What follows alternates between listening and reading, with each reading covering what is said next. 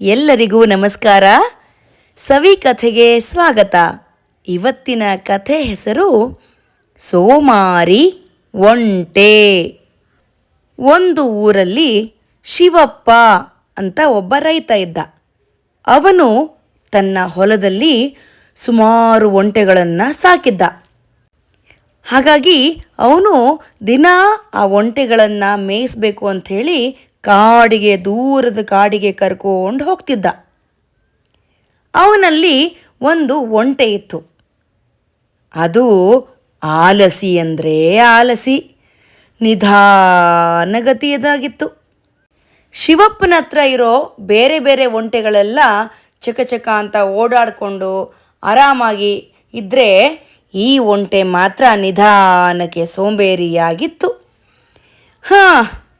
ನೀನು ಇಷ್ಟು ಮಂದಗತಿಯಲ್ಲಿ ಕಾಡಲ್ಲಿ ಓಡಾಡಿದರೆ ಸಿಂಹ ಬಂದು ನಿನ್ನನ್ನು ತಿನ್ನೋದು ಖಂಡಿತ. ಎಚ್ಚರವಾಗಿರು, ಸ್ವಲ್ಪ ಆಲಸಿತನ ಬಿಟ್ಟು ಬೇಗ ಮುಂದೆ ನಡೆಯೋದನ್ನು ಕಲಿ ಅಂತ ಶಿವಪ್ಪ ಆ ಒಂಟೆಗೆ ಎಚ್ಚರಿಕೆ ಕೊಡ್ತಾನೇ ಇದ್ದ. ಆದರೆ ಆ ಆಲಸಿ ಒಂಟೆ ಮಾತ್ರ ಆ ಶಿವಪ್ಪನ ಮಾತನ್ನು ಅಲಕ್ಷ್ಯ ಮಾಡ್ತು. ಓಗೋ ಶಿವಪ್ಪ, ನಾನಿರೋದೇ ಹೀಗೆ ಅಂತ ತನ್ನ ಪಾಡಿಗೆ ತಾನು ಇತ್ತು. ಶಿವಪ್ಪ ಎಷ್ಟೇ ಆದರೂ ಪ್ರಾಣಿನ ಸಾಕಿದ್ನಲ್ವಾ, ಹಾಗಾಗಿ ಅವನಿಗೆ ಆ ಒಂಟೆ ಬಗ್ಗೆ ಕಾಳಜಿ ಇತ್ತು.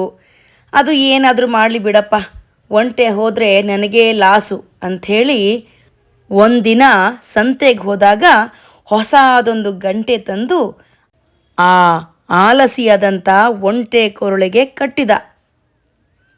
ಇದನ್ನು ಕಟ್ಕೊಂಡು ಕಾಡಲ್ಲಿ ಹೋಗು, ಆವಾಗ ನೀನು ಬಂದೆ ಅಂದರೆ ಈ ಗಂಟೆ ಶಬ್ದ ಆಗುತ್ತೆ. ಗಂಟೆ ಶಬ್ದ ಕೇಳಿ ದೊಡ್ಡ ದೊಡ್ಡ ಪ್ರಾಣಿಗಳು ಭಯ ಪಟ್ಕೊಂಡು ದೂರ ಹೋಗ್ತವೆ, ನಿನ್ನ ಹತ್ರಕ್ಕೆ ಬರೋದಿಲ್ಲ. ಹಾಗಾಗಿ ಈ ಗಂಟೆ ನಿನಗೆ ರಕ್ಷಣೆ ಮಾಡುತ್ತೆ ಅಂತ ಹೇಳಿ ಶಿವಪ್ಪ ಆ ಒಂಟೆ ಕೊರಳಿಗೆ ಆ ಗಂಟೆನ ಕಟ್ಟಿದ. ಅಯ್ಯೋ ಸರಿ ಬಿಡಪ್ಪ, ಈ ಗಂಟೆ ಬೇರೆ ಹೊತ್ಕೊಂಡು ಹೋಗ್ಬೇಕಾ ಅಂತ ಆಲಸಿಯಾದಂಥ ಒಂಟೆ ಬೇಜಾರಲ್ಲಿ ಆ ಗಂಟೆನ ಹಾಕ್ಕೊಳ್ತು. ಹೀಗೆ ಇರಬೇಕಾದ್ರೆ ಒಂದಿನ ಶಿವಪ್ಪ ಎಲ್ಲ ಒಂಟೆಗಳನ್ನು ಹೊಡ್ಕೊಂಡು ಕಾಡಿಗೆ ಮೇಯಿಸಬೇಕು ಅಂತ ಹೋಗ್ತಾ ಇದ್ದ. ಎಲ್ಲ ಒಂಟೆಗಳು ಮುಂದೆ ಹೋಗ್ತಾ ಇದ್ವು. ಈ ಆಲಸಿಯಾದಂಥ ಒಂಟೆ ಮಾತ್ರ ಯಾವಾಗಲೂ ಹಿಂದೆ ಉಳಿಯೋ ಥರ ಈ ಬಾರಿಯೂ ಕೂಡ ಎಲ್ಲ ಒಂಟೆಗಳಿಂದ ಹಿಂದೆ ಉಳಿದ್ಬಿಡ್ತು.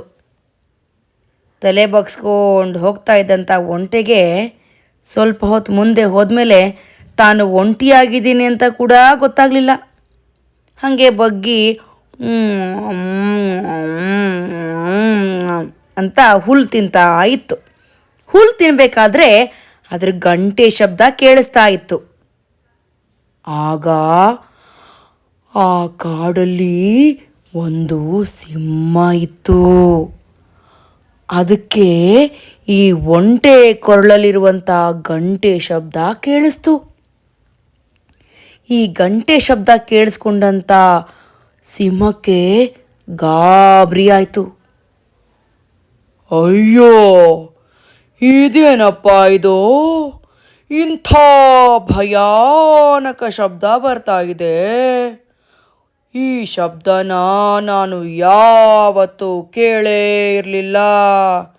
ಓಹೋ, ಇದು ಭಯಾನಕ ಪ್ರಾಣಿಯ ಶಬ್ದ ಇರ್ಬೋದು ಅಂತ ಸಿಂಹ ಯೋಚನೆ ಮಾಡ್ತು. ಯೋಚನೆ ಮಾಡಿದಂಥ ಸಿಂಹ ಹೊರಗಡೆ ಬರದೆ ಅಲ್ಲೇ ಪೊದೆಯಲ್ಲೇ ಬಚ್ಚಿಟ್ಕೊಂಡು ಕೂತ್ಕೊಳ್ತು. ಸ್ವಲ್ಪ ಹೊತ್ತಾದಮೇಲೆ ಈ ಒಂಟೆ ಒಂದೇ ಕಡೆ ಇರಬಾರ್ದಲ್ವ ಕಾಡಲ್ಲಿ, ಯಾವುದಾದ್ರೂ ಪ್ರಾಣಿಗಳು ಬಂದು ತಿಂದ್ಬಿಡ್ತವೆ. ಈ ಒಂಟೆಗೆ ಆ ಬುದ್ಧಿನೇ ಇಲ್ಲ. ಸುಮ್ಮನೆ ಮುಂದೆ ಹೋದರೆ ಎಲ್ಲಪ್ಪ ಕಾಲು ನೋವು ಮಾಡ್ಕೊಳ್ಳೋದು ಅಂತ ನಿಂತ್ಕೊಂಡಿರೋ ಹತ್ರನೇ ಹುಲ್ಲು ತಿಂತಾ ಇತ್ತು. ಆಗ ಸಿಂಹ ಪೊದೆಯಲ್ಲಿ ಕೂತ್ಕೊಂಡಿತ್ತಲ್ವಾ, ಈ ಗಂಟೆ ಶಬ್ದ ಬರ್ತಾನೇ ಇತ್ತಲ್ವಾ, ಅದಕ್ಕೆ ಆಶ್ಚರ್ಯ ಆಯಿತು. ಹಾಂ, ಏನಿದು? ಈ ಶಬ್ದ ಆವಾಗಿಂದ ಬರ್ತಾನೆ ಇದೆ. ಹಾಂ, ಏನಿರ್ಬೋದಪ್ಪ ಇದು?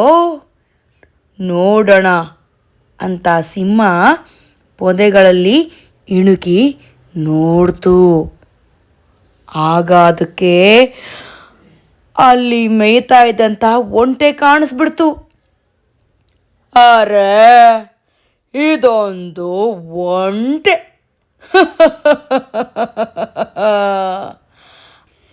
ನಾನು ಇದ್ಯಾವುದೋ ಭಯಾನಕ ಪ್ರಾಣಿ ಅಂತ ಭಯ ಪಟ್ಕೊಳ್ತಾ ಇದ್ರೆ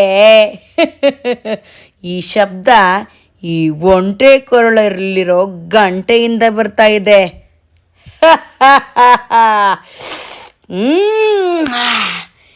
ಇವತ್ತು ಈ ದಿನ ನನ್ನ ಅದೃಷ್ಟದ ದಿನ ಅಂದ್ಕೊಳ್ತು ಸಿಂಹ.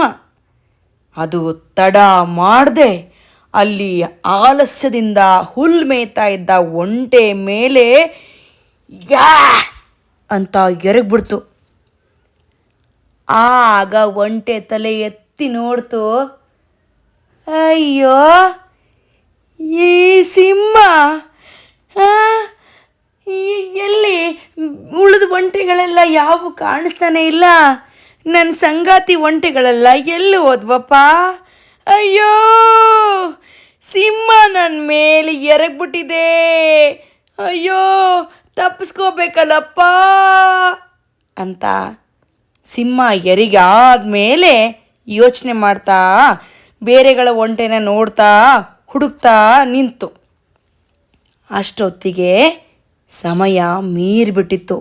ಸಿಂಹ ಒಂಟೆ ಮೇಲೆ ಹಾರಿಬಿಟ್ಟಿತ್ತು. ಹಾಗಾಗಿ ಬೇರೆ ವಿಧಿ ಇಲ್ಲದೆ ಒಂಟೆಗೆ ತಪ್ಪಿಸ್ಕೊಳ್ಳೋಕೆ ಆಗಲಿಲ್ಲ. ಸಿಂಹ ಒಂಟೆಯನ್ನು ಕೊಂದು ತಿಂದು ಮುಗಿಸ್ತು. ನೋಡಿ, ನಾವು ಎಲ್ಲೆಲ್ಲಿ ಯಾವ ರೀತಿ ಇರಬೇಕೋ ಆ ರೀತಿ ಇರಬೇಕು. ಈ ಒಂಟೆ ತನ್ನ ಆಲಸ್ಯದಿಂದ ತನ್ನ ಪ್ರಾಣನೇ ಕಳ್ಕೊಳ್ತು. ಅದು ಆಲಸ್ಯತನವನ್ನು ಬಿಟ್ಟು ಉಳಿದ ಒಂಟೆಗಳ ಜೊತೆಗೆ ನಡ್ಕೊಂಡು ಅವುಗಳ ಜೊತೆಗೇ ಮುಂದೆ ಹೋಗಿ ಅವುಗಳ ಜೊತೆಲೇ ಗುಂಪಲ್ಲಿದ್ದು ಹುಲ್ಲು ತಿಂದಿದ್ರೆ ಅದಕ್ಕೆ ಪ್ರಾಣಾಪಾಯ ಬರ್ತಾ ಇರಲಿಲ್ಲ. ಅವರ ಶಿವಪ್ಪ ಮಾಡಿದಂಥ ಒಂದು ಎಚ್ಚರಿಕೆಯನ್ನು ಕೂಡ ಅದು ತಗೊಳ್ಳದೆ ಗಂಟೆ ಕಟ್ಟಿದ್ರೂ ಕೂಡ ತನ್ನ ಆಲಸ್ಯದಿಂದ ತನ್ನ ಪ್ರಾಣವನ್ನು ಕಳ್ಕೊಂಡ್ಬಿಡ್ತು. ಅದಕ್ಕೆ ದೇವರು ಅಥವಾ ಮನುಷ್ಯರು ನಮ್ಮ ಸಹಾಯಕ್ಕೆ 1 ಸಾರಿ 2 ಸಾರಿ ಬರ್ತಾರೆ, ಅವಕಾಶವನ್ನು ಕೊಡ್ತಾರೆ. ಅದನ್ನು ಬಳಸ್ಕೊಳ್ದೇ ಇದ್ದರೆ ನಮಗೆ ಇದೇ ಗತಿಯಾಗೋದು. ನಾವು ಅದಕ್ಕೆ ಆಲಸ್ಯತನದಿಂದ ಇರಬಾರ್ದು. ಆಲಸ್ಯತನ ನಮ್ಮ ಒಂದು ಏಳಿಗೆಯನ್ನು ಹಾಳು ಮಾಡುತ್ತೆ. ಆಲಸ್ಯವನ್ನು ಬಿಟ್ಟು ಚುರುಕಾಗಿ ಹೇಳಿದ್ದನ್ನು ಕೇಳ್ತಾ, ಬೇರೆಯವ್ರಿಗೇನಾದರೂ ಸಹಾಯ ಬೇಕಾ ಅಂತ ಕೇಳ್ತಾ ನಮ್ಮ ಕೆಲಸವನ್ನು ಚಕ ಚಕ ಚಕ ಅಂತ ಮುಗಿಸ್ತಾ ಇದ್ದರೆ ನಮ್ಮ ಆರೋಗ್ಯ ಚೆನ್ನಾಗಿರುತ್ತೆ. ಜೊತೆಗೆ ನಮ್ಮ ಮನಸ್ಸು ಕೂಡ ಉಲ್ಲಾಸದಾಯಕವಾಗಿರುತ್ತೆ. ಹಾಗಾಗಿ ಆಲಸ್ಯವನ್ನು ಬಿಡೋಣ, ಚುರುಕಾಗಿರೋಣ. ಹೇಗಿತ್ತು ಸವಿಲೋಕದ ಕಥೆ? ಇಷ್ಟ ಆಯ್ತಾ? ಹಾಗಾದರೆ ಸಬ್ಸ್ಕ್ರೈಬ್ ಮಾಡಿ, ಬೆಲ್ ಐಕನ್ ಒತ್ತಿ, ನಿಮ್ಮ ಸ್ನೇಹಿತರೊಂದಿಗೂ ಹಂಚ್ಕೊಳ್ಳಿ.